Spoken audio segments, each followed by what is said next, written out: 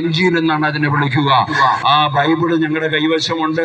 നിങ്ങൾക്ക് ആർക്കെങ്കിലും ആവശ്യമുണ്ടെങ്കിൽ നിങ്ങളുടെ ധൈര്യസമേതം വന്ന ആ ബൈബിള് ഞങ്ങളോട് വാങ്ങുക, അങ്ങനെ വായിക്ക്.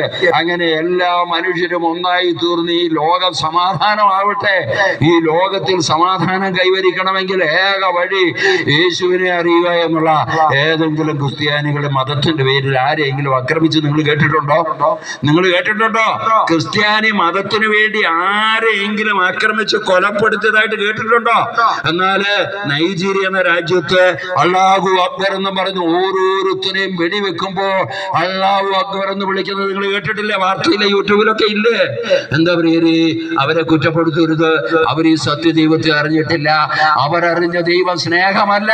അവർ മതത്തിനു വേണ്ടി, ദൈവത്തിനു വേണ്ടി മനുഷ്യനെ കൊല്ലുന്നത് ദൈവപ്രീതിക്ക് വേണ്ടി അർപ്പിക്കപ്പെടുമ്പോൾ അത് സത്യദൈവത്തെ അറിയാത്തത് കൊണ്ടാണ്. അതിനാൽ അവരെ കുറ്റപ്പെടുത്തിയിട്ട് കാര്യമില്ല. അവരോട് ഈ സത്യസുവിശേഷം പറയണം. ക്ഷമയുടെ, സ്നേഹത്തിന്റെ, രക്ഷാ സുവിശേഷം പറയാൻ ആളില്ലെങ്കിൽ ഇതുപോലെ കേരളത്തിൽ നടക്കും വരും കാലങ്ങളിൽ. ഈ സത്യസുവിശേഷം പറയാൻ ആളില്ലെങ്കിൽ ഈ സത്യദൈവത്തെ അറിയാത്ത മനുഷ്യര് ഇതുപോലെ ഈ ദൈവത്തെ പ്രീതിപ്പെടുത്താൻ വേണ്ടി ഇതുപോലെ കൊല്ലും മനുഷ്യനെ.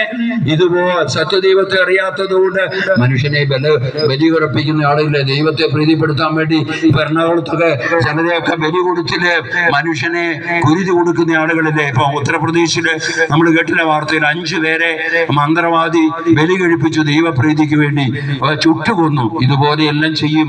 നമ്മുടെ കേരളത്തിൽ ഇതുപോലെ ഉണ്ടാകാനുള്ള സാധ്യത വളരെ കൂടുതലാണ്. അവിടെ ഇവിടെയും പടക്കങ്ങൾ ഒരുക്കി വെച്ചിട്ടുണ്ട്. അതൊന്ന് തുടക്കിയിട്ടാ മതി. അതൊന്നും കത്താനായിട്ട് അനുവദിക്കരുത്. നമ്മുടെ സുവിശേഷം പറയണം.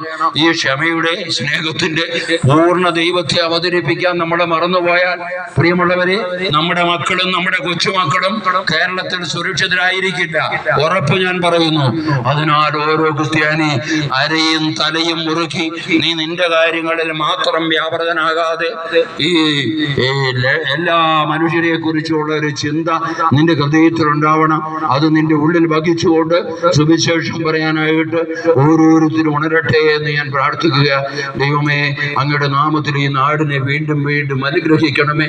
ഈ നാട്ടിലുള്ള നാനാജാതി മതസ്ഥരെ പ്രത്യേക വിധമായി അനുഗ്രഹിക്കണമേ.